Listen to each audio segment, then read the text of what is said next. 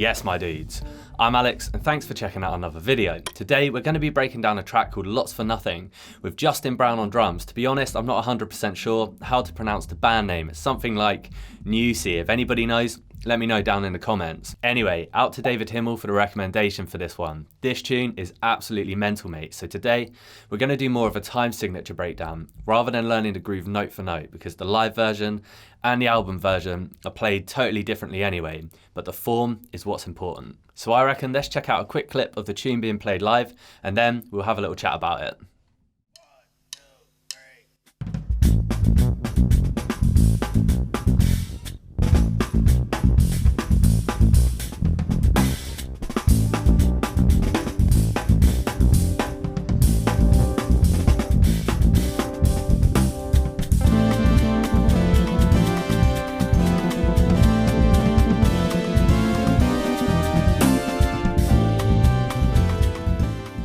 Mad tune, mate. So the form to the A section goes over 4 bars. In the first bar, we're going to play a bar of 13/16. In the second bar, we're going to play a bar of 15/16. The third bar, we go back to 13/16. And in the fourth bar, we're going to play a bar of 19/16. So if you're playing a time signature with a 16 on the bottom, all that means is that we're counting in 16th notes. So personally, I like to count just as if I'm in 4/4 until I run out of notes. So just 1 E-ander, 2 E-ander, etc. So in our bars of 13/16, we can count all the way up to beat 4. 1 E-ander, 2 E-ander, 3 E-ander, 4. In our bar of 15/16, we can count all the way up to 4 E-and.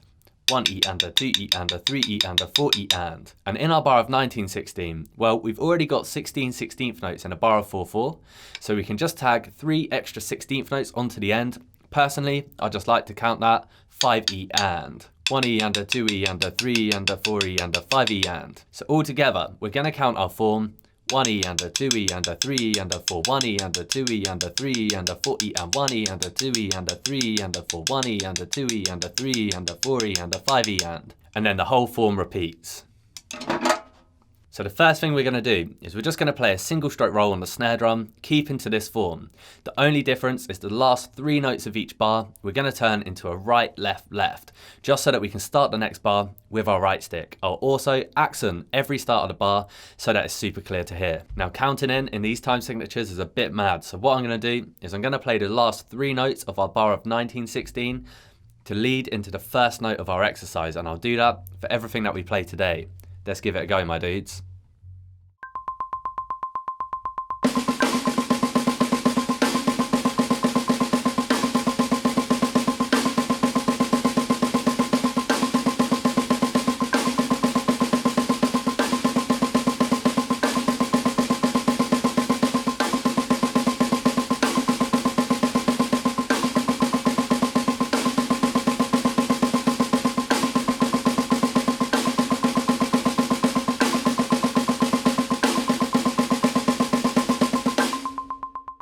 Okay, sick. So the next thing we're going to do is we're going to add in our bass drum pattern to accent the hits that all the musicians play together. 1 E-and, a 2 E-and, a 3. In the fourth bar, there's this longer 16th note phrase which ends on beat 4 of the bar. So what I'll do is I'll play the bass drum pattern, and then I'll also play an accent on beat 4 of the bar. 1 E-and, a 2 E-and, a 3 E-and, a 4 E-and, a 5 E-and. I'm no longer going to accent the first note of every bar so that we can play with a feel that's closer to the actual tune. And it's worth bearing in mind that there's a lot of improvisation in this song. So it doesn't mean that you have to play this bass drum pattern every single time, but it's just worth knowing that these are the hits that our groove is based around.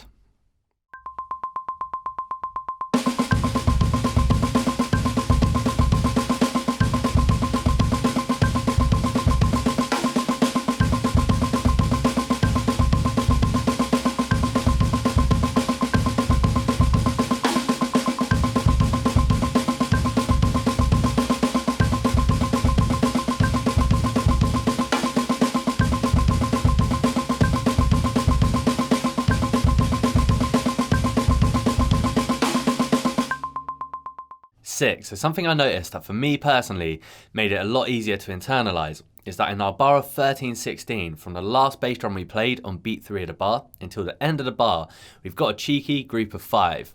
Right, left, left. From the same position in our bar of 15/16, we've got a group of 7. right, left, right, left, right, left, left. The bar of 1916 is its own thing really, so I found it easiest just to think of it like tagging a right, left, left onto the end of a bar of 4/4. So with that in mind, we're going to play the same bass drum pattern and double it up with a right stick up on the hi-hat. We're also going to play our left stick on the snare drum on the 16th note leading into that bass drum pattern. This is going to give us a motif that the groove is based around that locks in with what the other musicians are playing. For the remainder of the bar, in 13/16 we're going to play our group of 5 between the hats and the snare. In our bar of 15/16, we're going to play the group of 7 between the hats and the snare. In our bar of 19/16, what we'll do is we'll make sure to play our snare drum and open our hats on beat 4 of the bar, leave the hats open for a quarter note, and then we'll tag on our last 3 16th notes, right, left, left. Thinking about it this way really helped me to get used to the length of each bar, so hopefully it helps you out too. Let's give it a go.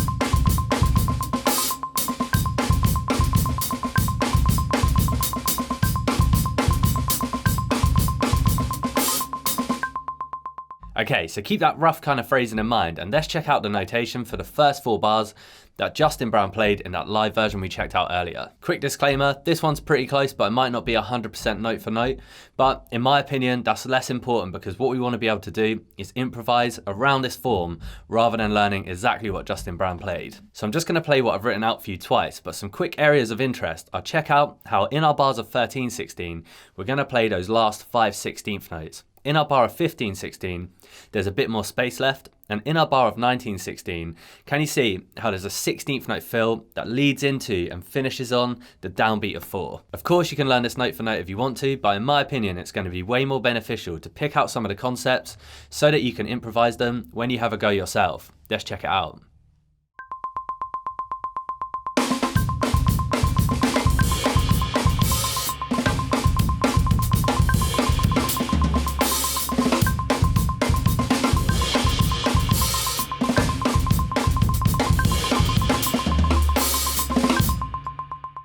The challenge now is to take everything that we've learnt in this lesson and to see if we can improvise something for ourselves whilst keeping to the form. So I'm going to play you a short improvisation 4 times around the form and see if you can listen out for the things we've talked about today. For example, the groups of 5, the groups of 7, or that accent on beat 4 in the bar of 19/16. I'll also drop a link down in the video description to the original song if you want to go and check that out, because it's got a way more intense drum part with loads of fills, loads of trashy cymbals. So that's the kind of vibe I'm going to try and emulate in my improvisation.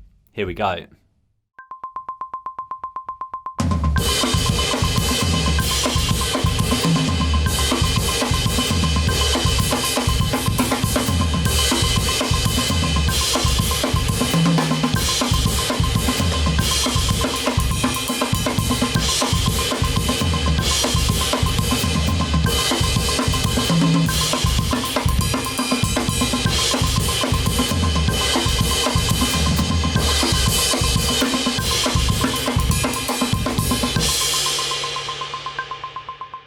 Sick, my dudes. Justin Brown is one of my favourite drummers. This one was a challenge and still one to work on for me, but it was super fun to break it down. As always, if you do go and learn any of the grooves that we looked at today and you upload a video of you playing them, I would love to see it, man. You can tag me up on Instagram at @DrumHubTuition. I'm also going to do a drum lesson giveaway at 5k subscribers, mate. So if you're digging the videos, hit the button to join the Wednesday crew, man. See you next week.